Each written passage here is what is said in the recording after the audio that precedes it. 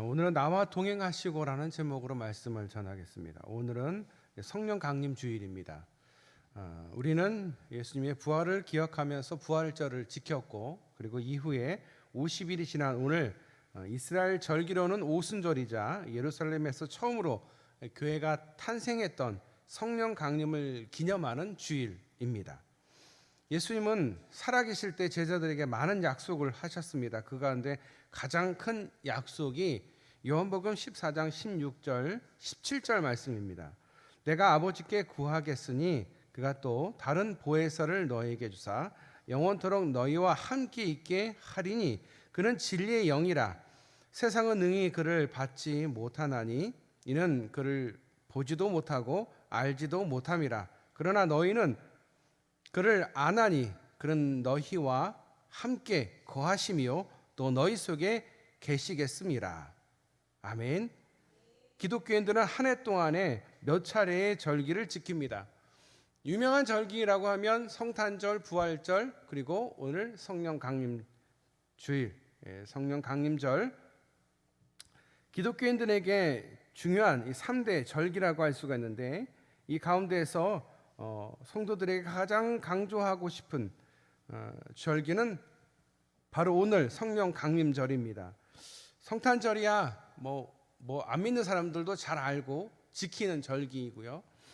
부활절이야 우리 기독교의 가장 근간이 되는 절기이죠. 그런데 그에 못지않은 것이 오늘 바로 성령 강림 주일입니다. 어째서 그럴까요? 예수님의 탄생과 죽음과 부활에 대해서 과연 우리가 어떻게 알 수가 있었을까요? 2000여 년 전, 그 2000년이 지난 지금 우리가 눈으로 보고 손으로 만져보지도 않았는데 어떻게 예수님을 믿을 수가 있을까요? 오직 성령님을 통해서 가능한 것입니다. 성령님이 이 땅에 오시지 않았다면 우리는 하나님을 아버지로, 예수님을 우리의 주님으로 고백할 수 없었을 것입니다. 예수님은 아버지 하나님께 구하여 우리에게 성령님을 보내시겠다 여러 차례 약속하셨습니다. 그리고 성령님의 이름을 보혜사로 부르십니다. 보혜사란 무슨 뜻일까? 헬라어로 파라클레토스, 즉 우리와 함께 계시는 자라는 뜻입니다. 그 의미는 상담자요, 증인이요, 위로자요, 조력자요, 후원자라고 번역할 수가 있을 것 같습니다.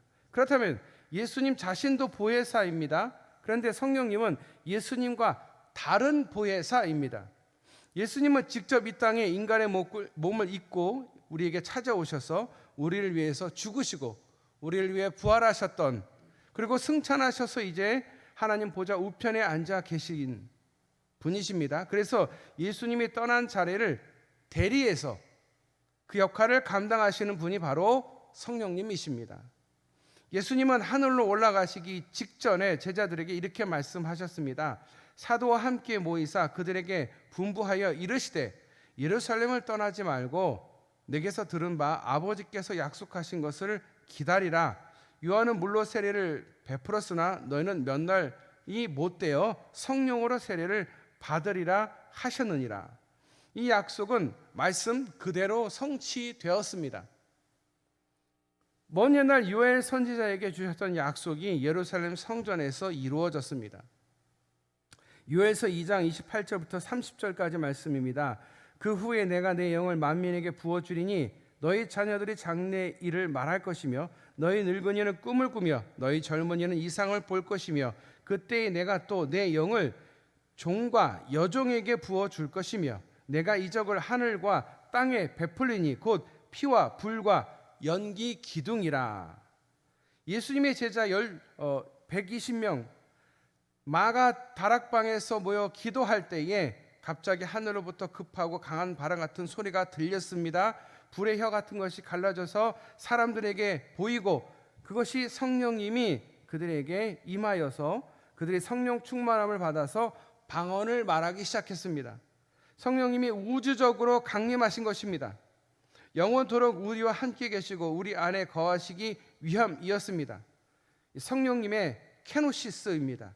그래야 이제 하나님의 아들이신 예수님을 영접받은 자들에게 하나님의 자녀가 되는 권세를 주십니다.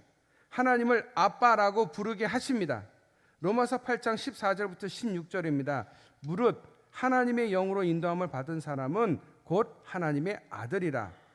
너희는 다시 무서워하는 종의 영을 받지 아니하고 양자의 영을 받았으므로 우리가 아빠 아버지라 부르짖느니라.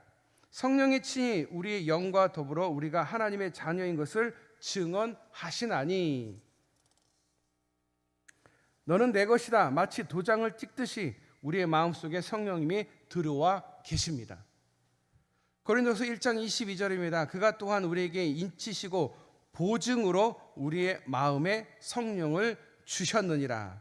세상 사람들은 알 수도 없고 받을 수도 없는 성령님이 이제 우리 안에 거하시는 줄 믿으시길 바랍니다. 세상 끝날까지 우리와 함께 하시는 참 좋으신 분이 성령님이십니다. 그렇다면 보혜사이신 성령님은 우리 안에서 무슨 일을 하실까? 첫 번째, 이 성령님께서는 우리의 교사가 되어 주십니다. 교사. 보혜사 곧 아버지께서 내 이름으로 보내실 성령 그가 너에게 모든 것을 가르치고, 오늘 본문이죠. 내가 너에게 말한 모든 것을 생각나게 하리라. 그렇습니다. 성령님은 우리를 가르쳐 주시는 교사이십니다. 모든 것을 가르쳐 주십니다. 여러분 궁금한 거 있으시잖아요. 궁금한 건 성령님한테 물어보시면 돼요. 성령님한테 물어봤는데도 궁금한 걸 답을 안 해주셔요? 그럼 나중에 하늘나라 가서 물어보시면 돼요. 굳이 막 궁금한데 이거 모르겠는데 막 여기서 막 하나님 왜 나는 안 가르쳐 주시는 거예요? 이거를 그리고 사람들이 사사로이 억지로 이렇게 해석을 하는데 그럴 필요 없어요. 성령님께 물어보고 성령님이 답을 안 해주시면 나중에 하늘나라 가서 하나님한테 물어보면 돼요. 하나님 그때 왜 그러셨어요? 저 그때 힘들었는데 하나님 왜 그러셨어요?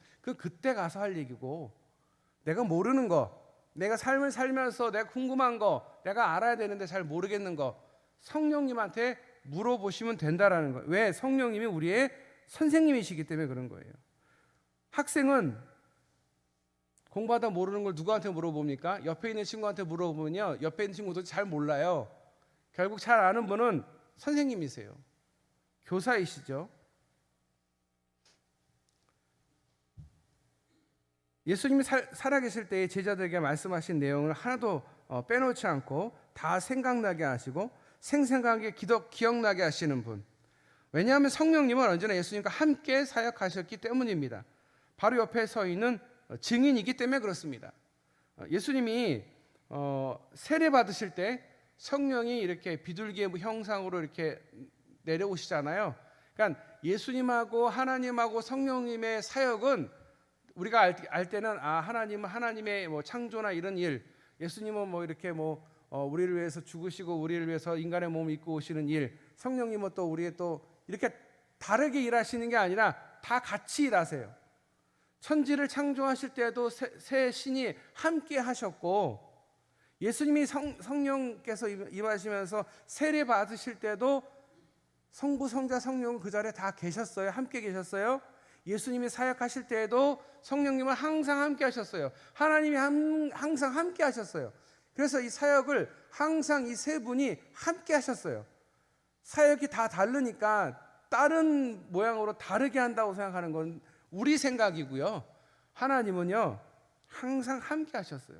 특별히 예수님께서 모든 일을 하실 때 성령님이 함께 하셨기 때문에 누구보다도 예수님을 증언할 수 있고 누구보다도 예수님을 잘 설명할 수 있는 분이 누구냐? 성령님이시라는 거예요. 내가 아버지께로부터 너에게 보낼 보혜사 곧 아버지께로부터 나오시는 진리의 성령이 오실 때에 그가 나를 증언하실 것이요. 누구보다도 확실한 증인이 바로 성령님이십니다. 우리는 증인, 즉 목격자의 증언을 통해서 예수님을 알 수가 있습니다. 성령님은 아버지 하나님과 예수님과 영원부터 영원까지 사랑의 교제를 나누고 계시기에 하나님에 대해서, 예수님에 대해서 가장 잘 알고 계시고 가장 잘 증언할 수 있는 분이 성령님이신 줄 믿으시길 바랍니다. 요한복음 16장 13절입니다. 그러나 진리의 성령이 오시면 그가 너희를 모든 진리 가운데로 인도하시리니 그가 스스로 말하지 않고 오직 들은 것을 말하며 장래일을 너에게 알리시리라. 성령님은 나의 삶의 모든 영역을 알고 계시며 과거와 현재와 미래일까지 다 꿰뚫고 계신 분이십니다. 이 모든 것이 이제 성경으로 쓰여 우리 손에 쥐어져 있습니다. 성령께서는 구약과 신약의 성경 기자를 통해서 하나님의 뜻과 하나님의 마음과 계획과 명령을 다 기록하게 하셨습니다. 증인이신 성령님이 증언하신 것이 성경입니다. 우리가 계시를 이야기할 때 이 세상을 보면서 이 자연이나 이 풍경 아니면 하늘이나 이 태양이나 이 공기를 보면서 하나님이 계심을 깨닫는 것을 우리가 자연 계시라고 합니다. 그러면 성경은 무슨 계시일까요? 자연을 보면서 하나님이 살아계시고 하나님이 존재하심을 보여주시는 게 그게 자연 계시예요. 그러면 성경은 무슨 계시일까요? 신학 용어라서 모르시는 건가요? 여러분 꼭 기억하십시오. 특별 계시입니다. 아니 성경이 뭐가 특별해서 특별 계시라고 하느냐? 특별한 거예요. 왜? 성경이 곧 하나님이고 하나님 말씀이 곧 하나님이고 하나님이 곧 성경에서 말씀하시는 그 말씀이라는 거예요. 우리가 하나님이라는 분을 알 수가 없어요. 볼 수가 없어요. 왜냐하면 우리 지식이나 생각이나 이성 밖에 계신 분이고, 왜냐하면 우리를 만드신 분이니까 같은 분일 수가 없어요. 우리 인간의 몸을 입고 이 땅에 오신 예수님도 계시지만 예수님도 사실은 하나님이세요. 하나님이신데 인간의 몸을 입고 왔을 뿐이지 우리 생각 외에 이성이나 생각을 갖고서 이해할 수 있는 범위가 아니에요. 여러분 우주를 여러분 다 이해하실 수 있습니까? 여러분 지금 우주는 아직도 팽창하고 있어요. 그런데 그걸 우리가 이해할 수가 없지요. 당연한 거예요. 그렇죠? 그런데 그 당연하고 이해 안 되는 부분들을 이해할 수 있게 해주신 분이 누구냐? 하나님이신데 하나님이 어떻게 우리를 이해할 수 있게 해주셨느냐? 이 땅에 있는 사람들의 말을 통해서 하나님이 어떤 분인지를 알게 해주신 특별한 계시, 그게 성경입니다. 할렐루야. 우리 성경을 열심히 보지만 이 성경은 결국은 증언하시는 성령님이 쓰신 작품이에요. 하나님에 대한 것을 누군가는 증언하고 증명해야 되는데, 누군가는 이야기해 줘야 되는데, 성령님께서 사람들에게 성경을 쓴 그 기자들에게 하나님의 마음과 하나님의 뜻을 심어줌으로써 그 명령대로 그들이 기록을 한 거예요. 참 신기하게도 성경 66권, 물론 성경이 더 외경까지 더 많이 있겠지만은 이 얌야 회의를 통해서 성경 66권을 정했단 말이죠. 그런데 이 66권은 신기하게도 한 사람이 쓴 것처럼 너무도 이가 잘 맞는다라는 거예요. 그 모든 것이 일맥상통하게 이야기가 흘러간다라는 거예요. 어떤 이야기를 하다가 주제가 바뀌거나 그러지 않다라는 거예요. 항상 같은 이야기를 한다는 거예요. 물론 쓴 사람이 다른데 어떻게 그게 같을 수 있을까 생각할 때 그것은 성령의 감동으로 그들이 성경을 썼기 때문에 그런 거예요. 그래서 성경은 우리는 특별 계시다. 특별히 우리에게 알려주신 것이다. 가끔 TV나 라디오에서 베스트셀러 작가가 나와서 자신이 쓴 책을 이야기합니다. 사람들에게 작품의 의도와 저자의 의도와 글에 숨겨져 있는 풀이를 저자가 직접 이야기하는 겁니다. 사실은 우리가 책을 읽을 때에 우리가 생각하고 있는 전 이해, 그러니까 내가 이해하고 있는 이해 안에서 책을 읽고 이해하거든요. 이해 못하는 부분도 훨씬 많을 수도 있어요. 그런데 저자가 이야기하면 100% 우리가 저자의 의도나 저자의 생각을 더욱 쉽게 이해할 수 있게 되는 거예요. 그래서 저자 직강이라고 하면 이 학원에서도 저자 직강, 무슨 책을 쓴 저자 직강 누가 강의합니다. 그러면 다른 강의보다 훨씬 더 인기가 많아요. 성경이라는 것은 여러분 참 쉽지가 않은 게, 목회자이며 신학 박사인 저도 성경을 다 충분히 이해하지 못하는 부분이 있습니다. 저도 공부해야 될 때가 있고, 어떤 부분은 수십 번을 읽어도 머리에 들어오지 않는 경우가 있습니다. 왜 저자가 이렇게 말했을까? 어떤 이유로 이런 부분들이 이렇게 기록되었을까? 너무도 궁금한 게 많습니다. 성경은 성령님으로 말미암아 감동된 하나님의 종들에 의해서 쓰여졌기 때문에 오직 성령님이 역사해야만 이해할 수가 있습니다. 그래서 많은 분들이 성경을 읽고 이게 무슨 말인지 잘 모르겠어요. 정상이에요. 그게 이상한 게 아니에요. 맞아요. 성경을 그냥 읽어서는 이해하기가 어려워요. 그러면 그 성경을 쓰신 분이 누구예요? 저자가 누구예요? 성령님이에요. 성령님이 주관하셔서 저자들을 통해서, 사람들을 통해서 쓰시게 하신 거란 말이에요. 그래서 성경을 우리가 이해하려고 하려면 내 인간적인 생각이나 내 인간적인 전 이해로 이거를 프리 언더스탠딩으로 보려고 하면 안 되고요. 성령께서 이 뜻을 밝히 알게 해달라고 기도하고, 그리고 알려주신 부분만 알면 돼요. 굳이 알려고 하지 않는 부분까지 알려고 할 필요가 없어요. 예를 들어서 여리고성을 이스라엘 백성들이 돌았어요. 그러면 여러분이 궁금한 게 있을 거예요. 여리고성을 도른 사람이 이스라엘 백성 중에 누군 것 같아요? 제사장도 돌았을 테고요. 군인들이 돌았을 테고요. 근데 여러분, 누가 돌았는지는 성경엔 안 나와 있어요. 그 얘기는 뭐예요? 그건 중요한 게 아니라는 거예요. 그게 주가 아니에요. 주는 이스라엘 백성들이 위험함에도 불구하고 여리고성을 목숨 걸고 13바퀴를 도른 게 중요한 거예요. 하나님 말씀에 순종한 게 중요한 거예요. 성령님은 이것을 이해하게 하시는 분이시지, 모르는 부분, 성경에 나와 있지 않는 것을 우리가 억지로 이해하려고 할 필요도 없고, 그게 그렇게 중요한 게 아니라는 거예요. 성경학자들이나 신학자들은 그 시대를 이해하고 그 시대의 여리고성의 모형은 어땠을까, 어디에 위치가 있을까, 이런 걸 연구하고 그걸 우리가 전 이해로 알 수는 있지만, 그 외에 억지로 이것을 우리가 알려고 할 필요는 사실 없어요. 아는 것만 그냥 우리가 취득하고, 더 중요한 건 뭐냐? 거기서 하나님이 성령님을 통해서 우리에게 하시려고 하는 말씀이 뭐냐, 의도가 뭐냐, 말씀에 대한 순종이냐, 이게 중요한 거거든요. 근데 성경을 보면서 이게 무슨 말인지 잘 모르겠다고, 당연한 거예요. 그럴 때는 성령님께 물어봐야 돼요. 성령님, 제가 성경을 좀 보려고 하는데 저에게 지혜를 주세요. 그렇게 기도하고 성경을 읽으셔야지, 그냥 무턱대고 읽으면 아무것도 이해 못합니다. 그냥 시독을 해도 읽을 때마다 새로운 거예요. 모르니까. 그러니까 아는 내용들은 그냥 빨리 넘어가는데, 모르는 내용들이 계속 반복되면 모르거든요. 몇 번 읽는 게 중요한 게 아니잖아요. 거기에 하나님이 무슨 뜻이 거기에 있고, 하나님이 나에게는 도대체 무슨 말씀을 하시느냐가 사실은 중요한 거거든요. 성경은 성령님으로 말미암아 감동된 하나님의 종들에 의해서 쓰여졌기 때문에 오직 성령님이 역사하셔야만 이해할 수가 있다. 그래서 베드로가 이렇게 말합니다. 먼저 알 것은 성경의 모든 예언은 사사로이 풀 것이 아니니, 예언은 언제든지 사람의 뜻으로 난 것이 아니요 오직 성령의 감동하심을 받은 사람들이 하나님께 받아 말한 것임이라. 성령님은 성경의 저자이면서 동시에 해석자이십니다. 성령님이 바로 우리의 훌륭한 교사인 이유가 여기 있습니다.